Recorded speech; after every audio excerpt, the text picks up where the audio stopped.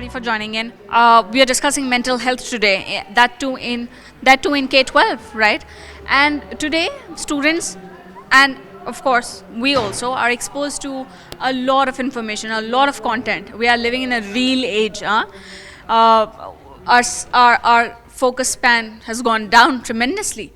Now today the question is how children are being impacted by the technology, by the content today, and what has been your observation so far? So, as someone who is slightly older and a good distance away from many of our students in terms of age, I think it would be easy for me to say it's all negative and it's a disaster waiting to happen. However, over the course of the past few years, I've seen both the positive sides and the negative sides of it. I think the greatest danger is the realm we call social media, and it's not that social media is necessarily bad in itself. It's how students absorb social media, and that in particular, I think, can be unhealthy.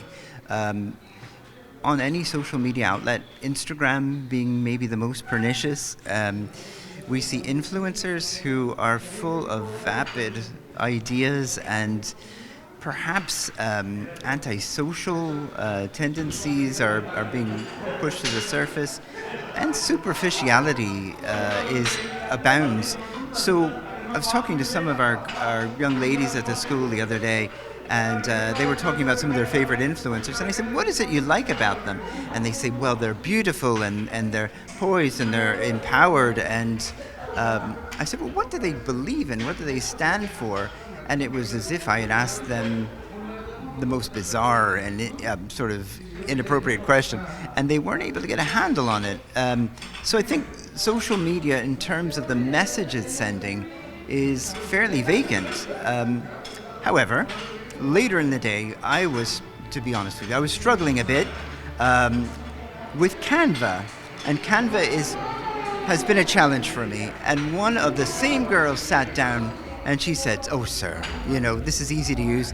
And she taught me how to do 3 or 4 new things.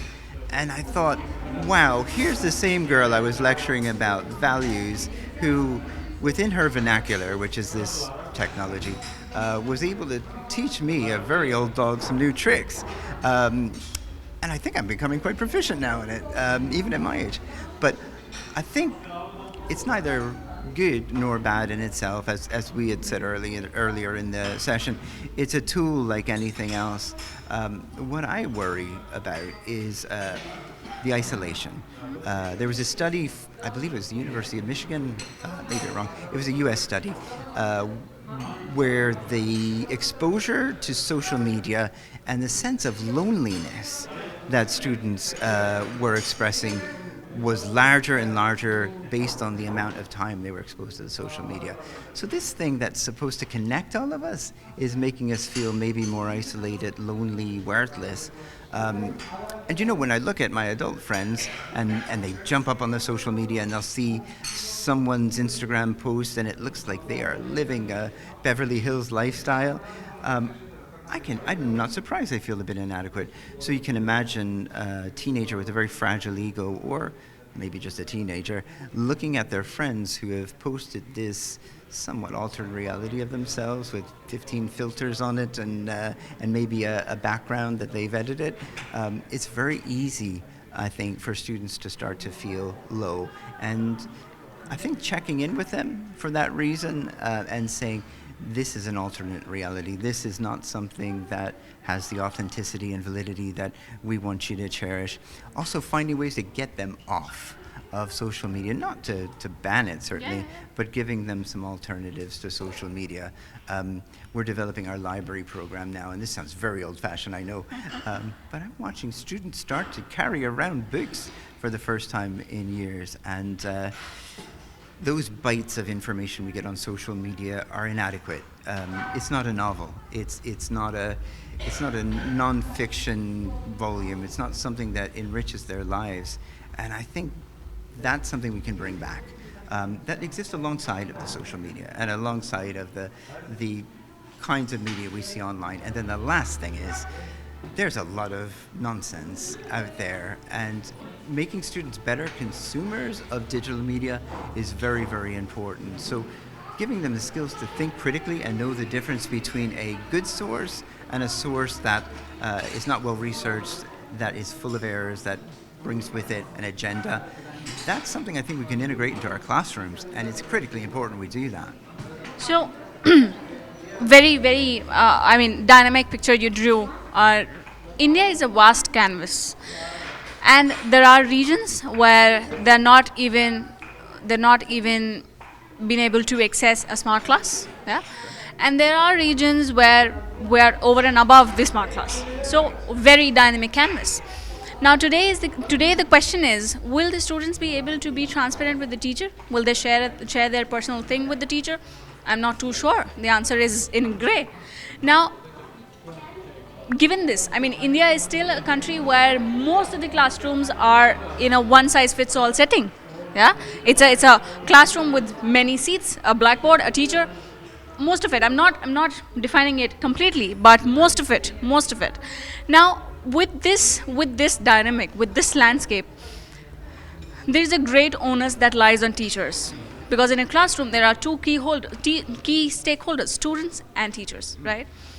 How are you grooming your teachers well? Are the teachers of India ready to unlearn and relearn? Do you really think so? I think they are, and I think they'll surprise us actually. Many of our teachers, we do have a younger generation of teachers coming up, and that's the reality. Many of them are much more savvy and much more, I think, skilled in using social media, using media in general, understanding the intricacies, not just of the internet, but all of the other things that come along.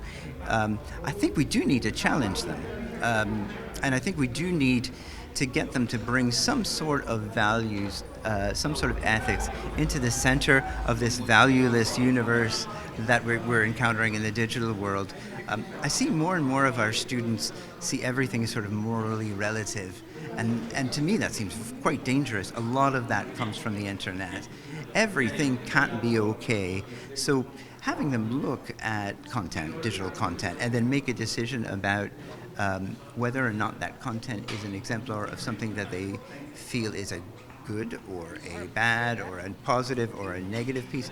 I think making them informed consumers is the next challenge for us, and teachers are better positioned than anyone else to do that. I agree. I'm looking forward to those classrooms, those comfortable and conducive environment. Now, do you see a scope of work for a government to step up in some way or the other? I guess to some extent, to a limited extent, but I think sometimes, maybe not yourself because you're from a different generation, but I think people in my generation have a bit of amnesia. I think I remember what it was like to be a teenager. Could be false memories at this point, but I remember it being challenging, difficult, confusing, and I think governmental solutions tend to be maybe one size fits all, and that's no fault of the government. It's just the way, if you're going to put a program in, that's the way it works.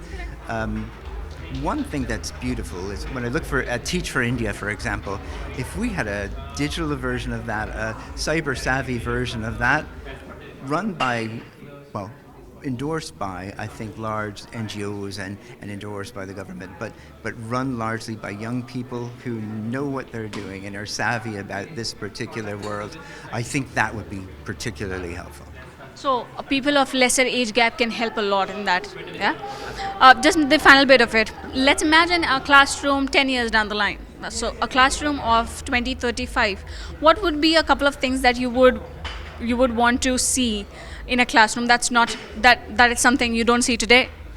Global citizenship, and that's a buzzword. But for me, what that means is taking down the walls between students in their learning environment, in their classrooms, having them collaborate on lessons globally across the world, finding ways to overcome the barriers of time and distance, and produce maybe some project-based learning that is innovative, exciting, and challenges us as adults to maybe reevaluate what we think is measurable, what should be measurable. I think one of the challenges that we run into is we take content and we put it in a box, and absorbing content becomes something that we do. the kids know, the young people know that that content has limitless potential in how it can be applied, and technology does that for us. If we could do that worldwide and there were more interaction between not just the students within the classroom, but students across the world, it would be brilliant, absolutely brilliant.